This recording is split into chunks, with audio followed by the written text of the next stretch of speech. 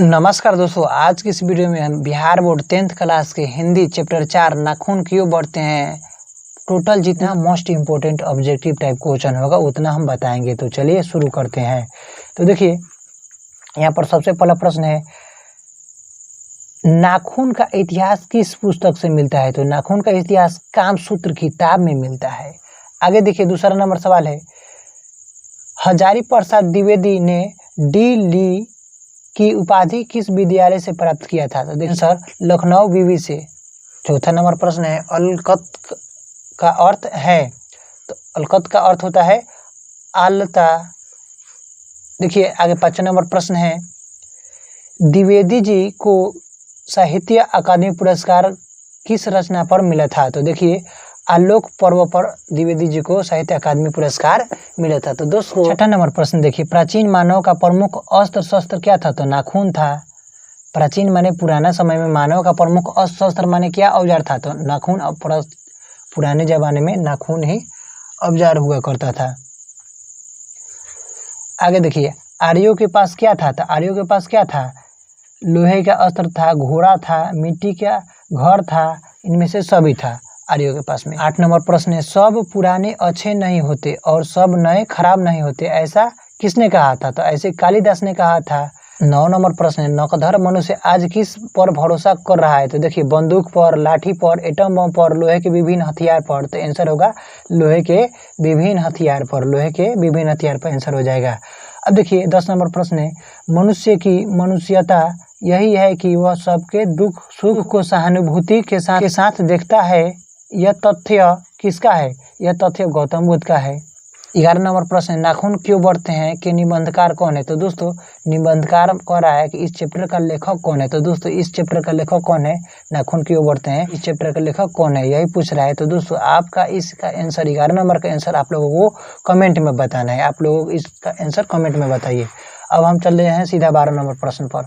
12 number प्रश्न, आचार्य हजारी प्रसाद द्विवेदी ने साहित्य की किस विद्या के में लेखन नहीं है? 12 नंबर का आंसर हो जाएगा कहानी का। आगे देखिए 13 नंबर प्रश्न देखते हैं, कौन सी रचना हजारी प्रसाद द्विवेदी की नहीं है? तो देखिए ऑप्शन नंबर ए है अशोक के फूल, माटी के मूर्ते, वानकाल भट्ट की आत्मकथा और हिंदी साहित्य का आदिकाल। तो देखिए इसमें से माटी की मूर्ते हजारी प्रसाद द्विवेदी का रचना नहीं है, बाकी सब तीनों हजारी प्रसाद द्विवेदी का रचना है। 14 नंबर प्रश्न है, द्विवेदी जी ने नीरज अपराधी किसे कहा है?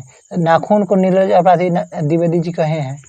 आगे देखिए, कामसूत्र किनकी रचना है? तो कामसूत्र वात्स्यायन का है। 15 नंबर प्रश्न है, शिक्षक का अर्थ क्या होता है? तो शिक्षक का अर्थ होता है क्या? मोम होता है शिक्षक का अर्थ। महाभारत क्या है? तो महाभारत क्या है? एक पुराण है। आगे देखिए नेक्स्ट 18 नंबर सवाल देखिए, 18 नंबर प्रश्न, किस देश के लोग बड़े बड़े नख पसंद करते थे? तो प्रश्न कहने का अर्थ यह है कि किस देश के लोग बड़े बड़े नाखून पसंद करते थे? आंसर हो जाएगा गौड़ देश के लोग। 19 नंबर सवाल क्या है, हिरोशिमा कहाँ है? तो हिरोशिमा कहाँ है? जापान में है हिरोशिमा। 20 नंबर सवाल देखिए, 20 नंबर प्रश्न देखिए, कौन छोटे नखों को पसंद करते थे? तो दक्षिणात्य लोग छोटे नखों को, नाखूनों को पसंद करते थे। नंबर देखिए सवाल, नाखून क्यों बढ़ते हैं किस प्रकार का निबंध है? तो नाखून क्यों बढ़ते हैं ललित निबंध है। देखिए 22 नंबर प्रश्न है, दधीची की हड्डियों से क्या बना था? तो देखिए इंद्र का वज्र बना था।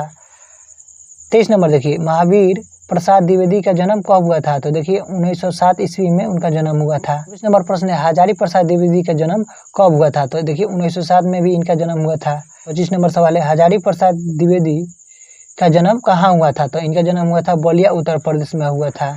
26 नंबर प्रश्न देखिए, कौन मनुष्य का आदर्श नहीं बन सकती? तो देखिए मनुष्य का आदर्श बंदरिया नहीं बन सकती है। 23 नंबर प्रश्न है हम लोगों का, देवताओं का राजा से किन्हें संबोधित किया जाता है? तो देवताओं का राजा इंद्र को माना जाता है। 28 नंबर प्रश्न है, नख किसका प्रतीक है? तो नख क्या है? पशुता का प्रतीक है। 29 नंबर सवाल है, पृथ्वीराज रासो किनका संपादन है? तो यह देखिए हजारी प्रसाद द्विवेदी का यह रचना है।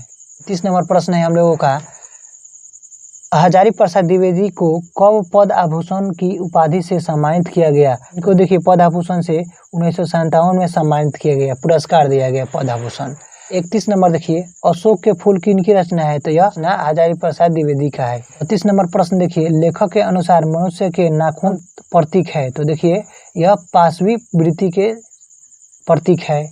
33 नंबर प्रश्न देखिए, हजारी प्रसाद द्विवेदी का मृत्यु कब और कहाँ हुआ था? तो देखिए इनका मृत्यु 1979 में हुआ था, जो दिल्ली में। 34 नंबर देखिए प्रश्न क्या कह रहा है, सहजात वृत्तियाँ किसे कहते हैं? तो सहजात वृत्तियाँ अनजान स्मृतियों को कहते हैं। तो दोस्तों इस चैप्टर का इतना ही था। अगले चैप्टर हम चैप्टर नंबर 5 नागरी लिपि का हम ऑब्जेक्टिव लेकर आएंगे। तो